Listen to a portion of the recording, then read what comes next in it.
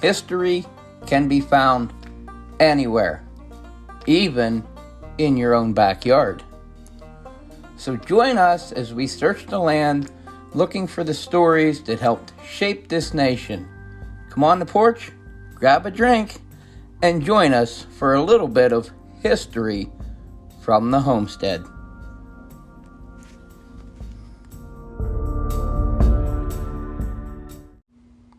Hello, everybody, and welcome to the History from the Homestead podcast. I am your host, Thomas Carroll, and please join me today as we welcome the wonderful Elizabeth Shope. She is a park ranger at the Allegheny Portage Railroad National Historic Site and the Johnstown Flood National Memorial. She has been with the park since 2014 and has a background in American Studies. So, hello, Elizabeth. Thanks for joining us. Hi, Tom. Thanks for having us. So this is an extra special one because today happens to be, we are recording and releasing today in one shot. It's the 189th anniversary of the railroad's opening. Yes. So the Allegheny Portage Railroad opens March 18th, 1834. And so it's, as you said, the 189th anniversary of the opening of the railroad. And this system was part of the Pennsylvania Main Line Canal, and the Allegheny Portage Railroad was the final link to the Pennsylvania Main Line Canal. And it's interesting how they got to that point. Railroads were very much in their infancy in America at that time, and canals were the preferred method of travel. So they thought about a few different ways to get over the Allegheny Mountains, one of those being a turnpike road. There was already one of those in the area, and that didn't help solve the state's goal. The goal of the state of Pennsylvania for the Pennsylvania Main Line Canal was to move people and goods faster. In New York State, you have the Erie Canal, and people are bypassing the port city of Philadelphia because it takes so long to get across the state, about 3 weeks by wagon. They talked about digging a canal through the mountains, but one estimate said it could take 30 years until it would be ready. So there's almost a sense of urgency because the rest of the mainline canal is about ready to go, and we need to figure out how to get over the Allegheny Mountains. So this final link was a great day for the state, because now you could travel continuously from Philadelphia to Pittsburgh. Yeah. And the train cars were carrying a very important item, and that was bacon. Ooh, bacon. Everybody loves bacon. And it's, to me, as far as national parks goes, it's not big. When you think of national parks, you think Yellowstone. But to me, it's one of the more unique parks because you have everything in the area: canal, railroad, inclined plains. It's quite a marvel for its day how they got up and over the mountain. Yes, it was an engineering marvel of its day. It's always amazing to me to think about what they did, in the 1830s with the tools that they had available to them at that time. So, hand tools, a lot of hard work. I always say it's one thing to say, this is a way to get over the Allegheny Mountains. We're going to use an inclined plane railroad, but to actually build it and make it function is amazing. Yeah. And our guide for the show, we're kind of following along like the actual path from Philadelphia towards Pittsburgh. So we'll start off with the canal. And that ran from Columbia, PA, which is just west of Philly, clear to Hollidaysburg. That's quite a trip on a canal boat. It is. So the entire trip from Philadelphia to Pittsburgh was almost 400 miles. There were two parts railroad, the Allegheny Portage Railroad being one, and then a stretch of railroad section in Philadelphia. And the whole thing took about an average of 5 days to go across the state. And that was the fast new way to travel at that time. I mentioned earlier, it took about 3 weeks by wagon. So people were really excited about the Yeah. main canal, and I think of people who had traveled through Pennsylvania previously. There's an account of people talking about, we went through Pennsylvania. It was very long. It took 3 weeks. And then when they made a return trip back through Pennsylvania, now it only took 5 days. So if you were traveling at that time where, it wasn't complete when you were going across the state west, and now it's complete when you're coming back east. I mean, that must have been really, That's dumb, yeah. really amazing. And how the canal boats, how big were these on average? They weren't exactly small. They weren't like your little pleasure boats. Yeah, so like 19th century canal boats, 50 to 70 feet long, you know, filled to, I don't know if capacity is the right word, but they definitely tried to, make the most out of the space in the canal boats. And, it's a, Yeah. money-making operation too. So we want to, put as many people, fit as many people as we can on the boat for the trip. So it costs about $12 to travel across the state from Philadelphia to Pittsburgh. Which to us that doesn't sound like a ton, but to them that was an Right. average And worker's several months' wage at least. right. And some of the laborers on the Portage Railroad, making up, dollar 50 a day. So that, well, Yeah. yeah, the $12 could be quite And that, expensive. now how did they move the boats along the canal? Were they like the other ones? Did they use horses and stuff? Yeah, they use the mules being pulled along the canal towpath. Which that's even just impressive to think about, because then you had to clear any trees and brush away from the side of the canal for, you said, about 400 miles worth of canal trip. Yeah, the whole mainline canal, about 400 miles. But yes, I mean, just in how many teams of animals you would need. You can't have the same mule Yeah. going, the whole way. So stopping to rest, switching them out. So yeah.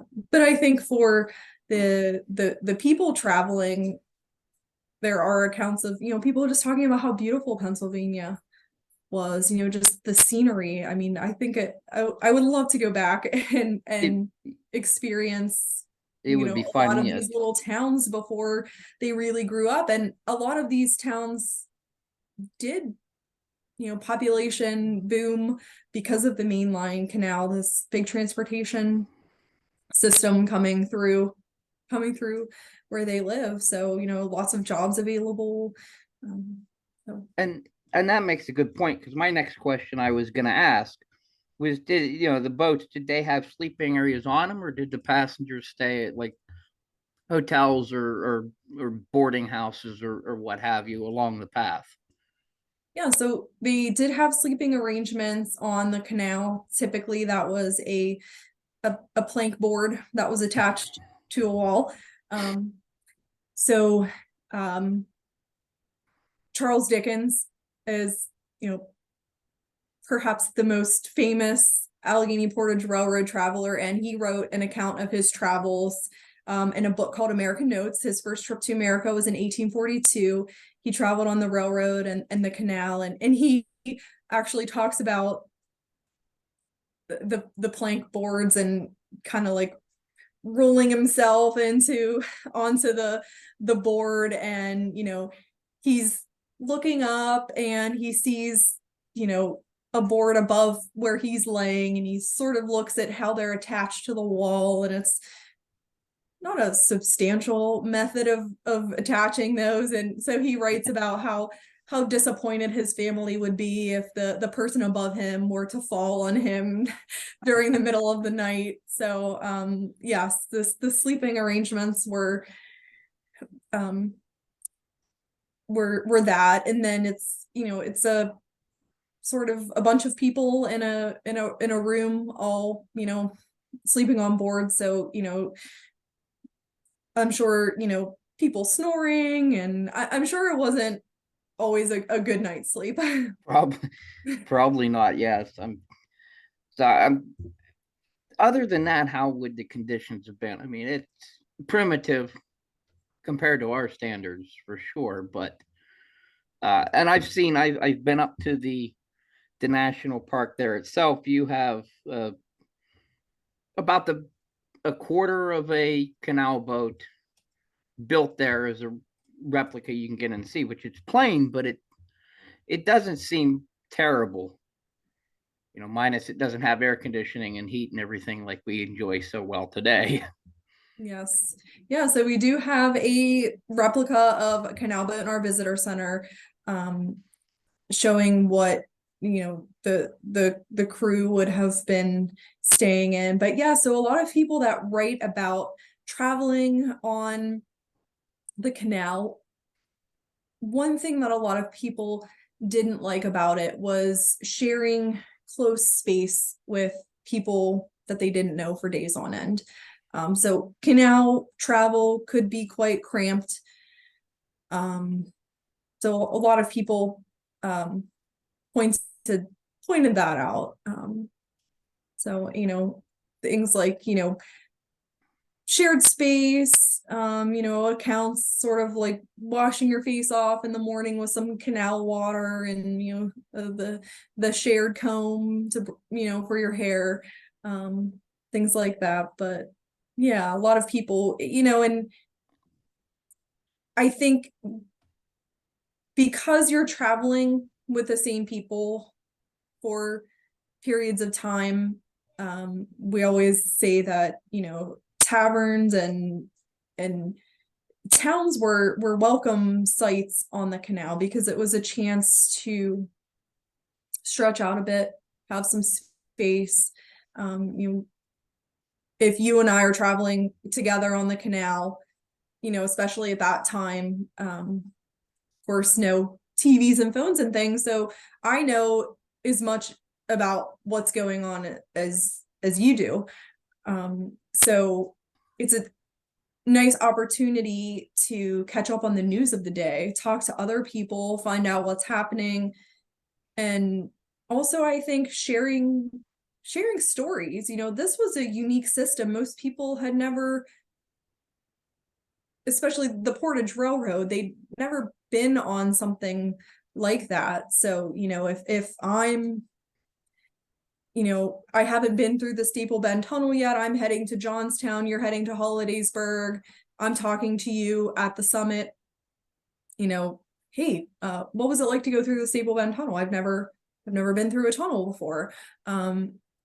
So just sharing those experiences. So I think travel on the Portage Railroad was a mixture of excitement and apprehension. I have no doubt. And I mentioned the visitor center, and I recommend anybody goes sees that. There'll be a link for it on our website as well, because it's a really nice place. There's a lot of room to walk around. So, but that brings us to the next part. Now we've got to the end of the canal. Now we have to start up the mountain on the inclined planes, and there were quite a few of them. I forget exactly how many now that there were overall, but there were quite a few inclined planes. Yeah, so there were 10 incline planes and 11 levels. So the Allegheny Portage Railroad connected two canal basins, Hollidaysburg and Johnstown. So Allegheny Portage Railroad was about 36 miles. Yeah. And now they just took, if I'm not mistaken, they loaded the canal boats themselves pretty much onto railroad flat cars, and they pulled boats and everything up the incline and down the other side, correct? Yes, yes. So when you got to the canal basin and you were going to start on the Allegheny Portage Railroad, they had tracks that actually went down into the water, and they used something called a boat slip, just get the boat onto the flatbed cars. They also use stationary steam engines. So you can almost I guess compare that to like a how you would get a boat out of the water today, sort of up onto a trailer, kind of, you back the trailer down close to the water and, get the boat up on that. Yeah. So yeah, everything that came into the canal basin, went up over the mountains and then back into the water on the other side. Wow. And those steam engines, which there's also one of those at the visitor center, they're giant. They are not small. Yes, yes. So for the first year that the Allegheny Portage Railroad opened in 1834, they didn't use any locomotives. So for the Allegheny Portage Railroad on the inclined planes, locomotives didn't have enough power to go up over the mountains like they do today.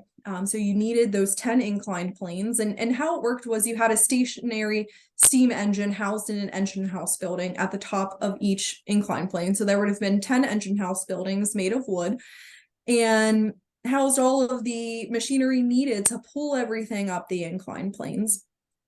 So for the first year that the railroad opens, on the level sections, they just used horses. In 1835, they started the incorporation of steam locomotives on the level section. So on the inclined planes, it's still those stationary engines, but on the levels, they're flat. So steam locomotives are able to pull along those sections. So it wasn't everywhere and it wasn't all at once. So you have the Boston locomotive made in Boston, and it goes back and forth on one particular level. Then maybe the next year you get another few. So it was a slow incorporation. Also the first year that the railroad opened, it was sorry. And these steam locomotives, when you think about steam locomotives, everybody thinks about the giants that they have. These weren't big. I mean, they were big compared to, your car, but they were not big. They were not as powerful, and they weren't streamlined. They were, in a way, kind of even ugly looking, but they did the trick. They did do the trick. You're moving at about 4 miles an hour up the incline planes with a stationary engine, and then on the level sections, 15 miles an hour, which of course to us today seems slow, but 15 miles an hour. Ulysses S. Grant is another famous Allegheny Portage Railroad traveler, and he traveled in 1839. He was 17 years old on his way to West Point, and he said that they were traveling so fast it was like annihilating space. Again, that seems slow to us today, and I actually met a family a few years ago who had an account of ancestors of theirs that traveled on the railroad, and a very similar story. They said that, I'm sort of paraphrasing here, but the account was saying about how they were traveling so fast that you couldn't make out the individual trees as you were going past. It was like they all blurred together. So yeah, and people were excited because it took 6 hours or more to go over the Allegheny Mountains on the Portage Railroad. So hey, only 6 hours to go 36 miles. That's great. That's not bad. I mean, you could be walking it the whole time. Yeah. And the Portage Railroad only operated during the daylight hours, especially until, the 1850s. But so you had to leave Hollidaysburg or Johnstown, around a certain point in the morning to make sure that you made it over the mountains by nightfall. If not, you kind of stopped when it got dark, and you were there until it got light again. But they tried to make sure that didn't happen. And now the hoist engine specifically to hoist the cars and everything up each incline. How many people were needed to run each one of those engines? So the engines, you had an engineer and an assistant engineer who ran those. But then at the engine house buildings, you also had other workers besides the ones dealing with, maintaining those stationary engines. You had firemen who controlled the boilers, shoveled coal. You had folks at the base of the inclined planes that hooked everything up to the hemp rope and then later the wire cable. So you had a few different jobs at the inclined planes. You had laborers as well who, tended to the animals, things like that. So your higher paying jobs at the engine house were your engineer and your assistant engineer. Yeah. Now the burning question is, I think I know, but the steam hoist engines for the inclined planes, how did they get them up there to begin with? One piece at a time, basically, and build them on site? Because, like I said, Yeah, they would have they're to be massive. transported up, and yeah, I mean, a lot of that machinery is would have been very big. So yeah, I mean, just getting everything there, and I mean, sort of the sort of different from what you just asked, but it reminded me of one of the locomotives that came into a canal basin there in a newspaper account about, people being there to see it. So just to see this system in Yeah. operation and the amazing things that took place were. That would be so cool to see, because those those steam hoist engines, like the winch drum, I mean, it's got to be 15 probably feet across. That's how big these are. Massive, massive steam engines. They're not. Yeah, and what we have at the park that you're referring to is we call it Engine House 6 exhibit shelter. So the original engine house wooden building fell down sometime in the early 1900s, and if you walk inside today you can see some of the stone foundation, but a local gentleman who lived in Crescent, his name was Fred Conacher, he built all of that to scale based on Sylvester Welch's his writings. He was the engineer for the Allegheny Portage Railroad, and it's amazing. It is now. We'll go back. We'll go back to the locomotives too, since we're kind of back and forth, but that's fine. Now, like on the levels with the steam locomotives, how many cars would they typically pull? I'm sure just a couple. Yeah, a lot of it went by weight. So they pulled, probably maximum about 7,000 pounds, 6,500 to 7,000. And they use some like passenger cars as well, I believe. Yes, so they had freight cars and they also had passenger cars. Yeah, so they And had both. there's another one. We think about the passenger cars that we see now, or even the old ones like the big Pullmans. These were not that. Right. It's interesting because if you look at a photo of a freight car and a passenger car, um, they look very similar, except for the passenger car has windows. Yeah. So, right. Not like every person has a seat today. The earliest ones, you like we're facing each other with our backs against the wall. So Almost like a trolley, sort of. yeah, sort of like a seating arrangement. Yeah, in terms of like a seating arrangement. Yeah, I've seen pictures of them. They're not like what you'd see.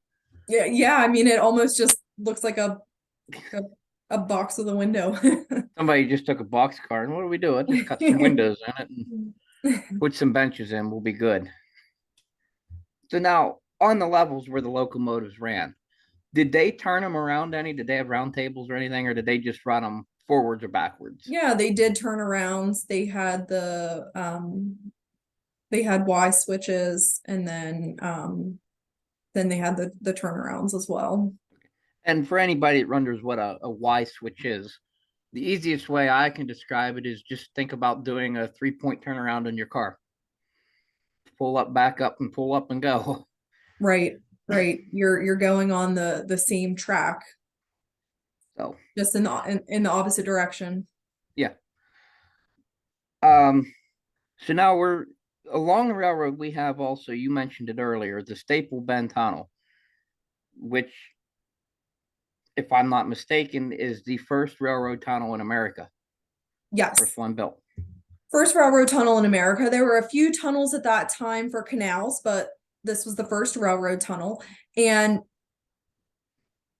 people weren't really familiar with tunnels, and they described it as a horizontal well.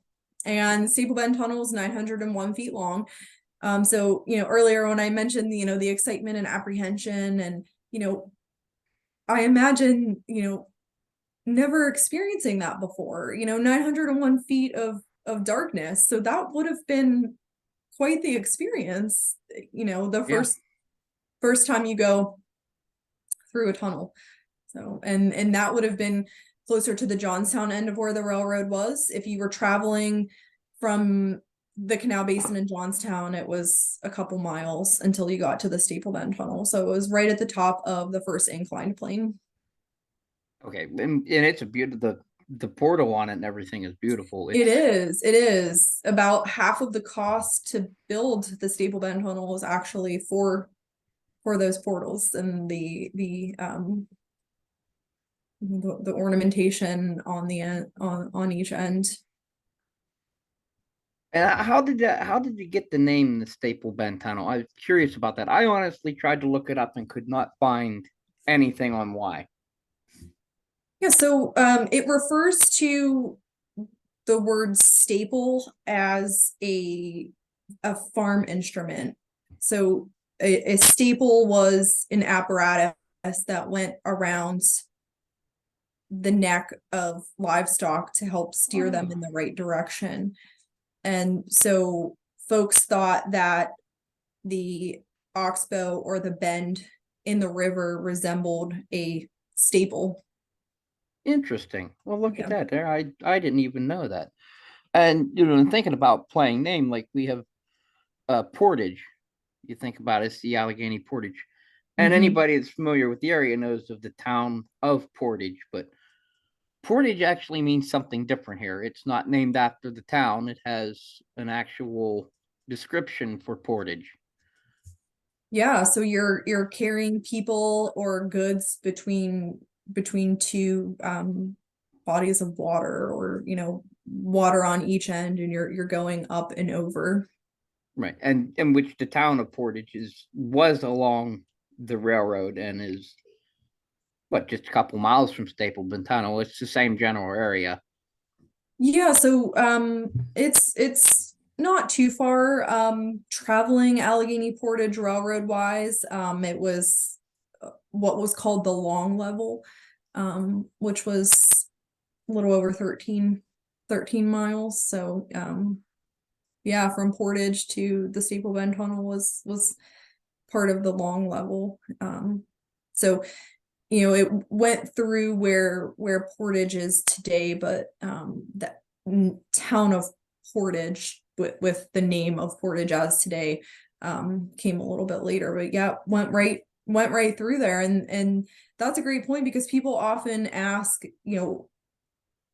in terms of today, where did the railroad go? And a portion of it follows Route 53 through Lilly and Portage to Wilmore, down to Summerhill. Not exactly on 53 Yeah. the whole way, but a lot of it would was where current present day Route 53 is. Yeah. And anybody, knows it's Norfolk Southern now that goes through.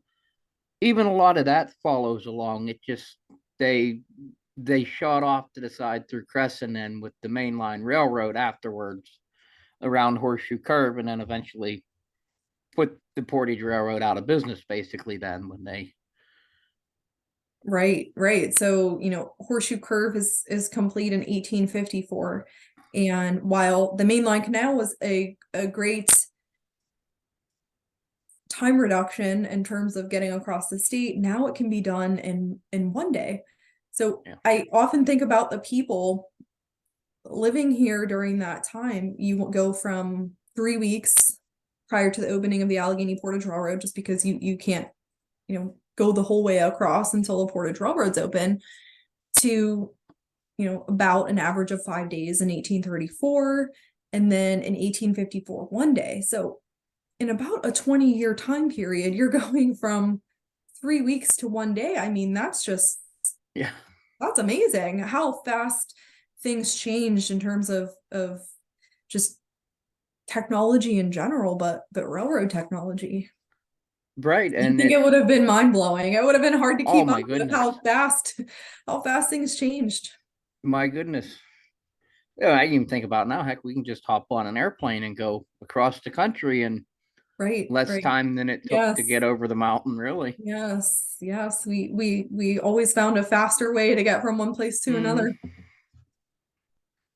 So now we found our way over, so we are headed down, into Johnstown, which Johnstown became eventually a giant steel city. But how big was Johnstown about the time? I don't believe it was a very big city. It wasn't very big. It definitely, Johnstown and Hollidaysburg both had a population boom with the canal basins there. You have a lot of um, canal buildings and lots of different employment opportunities. So yeah, Johnstown started to see some significant growth with the mainline canal. And yeah, then like you mentioned, I mean, steel industry, I mean, it just grew and grew and grew. And yeah. Which we're gonna hear more about that in the second part when we talk Mhm. more about Johnstown itself. But and then from Johnstown, it was all canal to Pittsburgh, correct? Or Right, was there yes, yes. Once you got into the water in Johnstown, you traveled by canal from there to Pittsburgh. now what they had some problems in Johnstown with the sufficient water flow, especially, which they still do. They tend to get very shallow. So what did the railroad do to help raise the water level, especially in the summer when it was much lower?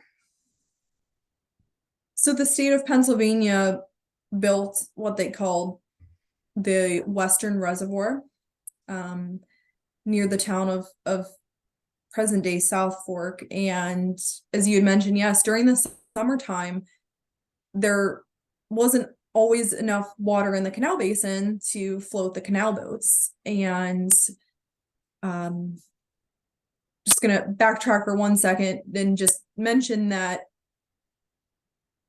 the mainline canal was a seasonal operation. So every year at some point it would close down. And in the Allegheny Mountains, sometimes, winter starts early and can last longer. So, when you looked ahead at the weather and it looked like the canals could freeze, they made the decision to close down. And once you made that decision, that was it until the spring thaw. So for many months every year, operation ceased.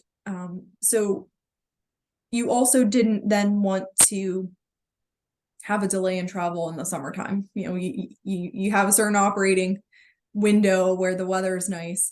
And so they built the Western Reservoir to supply water to the canal basin in Johnstown. They also had an Eastern Reservoir in the eastern side of the Allegheny Mountains that would supply water to Hollidaysburg's canal basin. So that definitely helped to keep operations continuing throughout the dry summer months. So with the Western Reservoir, the water would follow the Little Conemaugh River from South Fork to Johnstown. Right. I was just gonna that was gonna be towards my second question because you can't change geography much when you're approaching the mountain going either way. You're going upriver, and they're getting inherently smaller as you get there. That's just the nature of it. And I didn't know they had a reservoir on the other side. Yes, yes, they had one on each side. Is it still there as well on the Hollidaysburg side? I don't believe so. Okay, I honestly didn't even pop into my head to look for that. I'm just familiar with what we had at South Fork, and I never thought of it because if you think about it too, it's an interesting fact that mountain is actually the part of the Eastern Continental Divide, because everything on the western side flows to the Mississippi and the Gulf. Everything on the other side goes to the Atlantic, usually through the Chesapeake Bay too. Yeah, It's the a little the interesting. divide is definitely isn't very far from here. In fact, I remember reading somewhere that there was or used to be houses on top of the mountain that one side of the roof went to the Mm. Atlantic, the other side of the roof went to the Gulf of Yes, Mexico. I read that somewhere as well. Yes. And now, how big was the reservoir? We know it is, or knew it as Lake Conemaugh. Yeah, it Lake, had many different names. The state called it the Western Reservoir or the 3 Mile Dam. So it was about a little over 2.5 miles long. Um, Across widest spot was about a mile. Um, if you were to walk, from the top of the dam the whole way around back to the same spot, it was about 5 miles. So it covered wow, about 450 acres. wow, that's Quite one which large. that's another one. We're going to get into that one here in the second part of this, which I want everybody to know. We're doing this in two parts. They're going to be, as far as I'm concerned, two separate episodes, but they're both related to each other. So I that's going to bring us to about the end of our part about the Allegheny Portage Railroad. Before we go, what can anybody do to help the national parks as far as volunteering or how they can do that? What do you have for that? Yeah, thank you for mentioning that. Yes, we do have a volunteer program. We welcome anyone who would like to volunteer for Allegheny Portage Railroad National Historic Site or Johnstown Flood National Memorial. Many different volunteer opportunities, from talking to visitors inside the visitor center, or in one of our park buildings, or at Allegheny Portage Railroad. Our volunteer coordinator last year started a trail crew. So if you like being outside, working on the trail, they helped on the incline 6 to 10 trail last year. They blazed the trail, trash removal, cutting the trail back in places, opening the trail up, with vegetation growth. So we are currently recruiting volunteers to join our trail crew for this season. So they'll be again working on the incline 6 to 10 trail, but also on the Staple Bend Tunnel Trail as well. So if you're looking for more information on how to volunteer, you can visit our volunteer page on either website. It has a link to join the volunteer trail crew, other volunteer opportunities. So there'll be some upcoming ones that we'll be posting on there, some more ones too. So that's the best way to see current opportunities. So we definitely welcome any volunteers, and volunteers are a huge part of what we're able to do here. So they definitely help out tremendously. And that's great because it's so important that we save a hold of all this history. That's why I wanted to start doing the show. Thanks to everybody for listening. Remember, if you like the show, you can share it with all your friends. We can be found on all the major podcast players. We can be found on Facebook. And you can also find us and catch the show notes at historyfromthehomestead.com.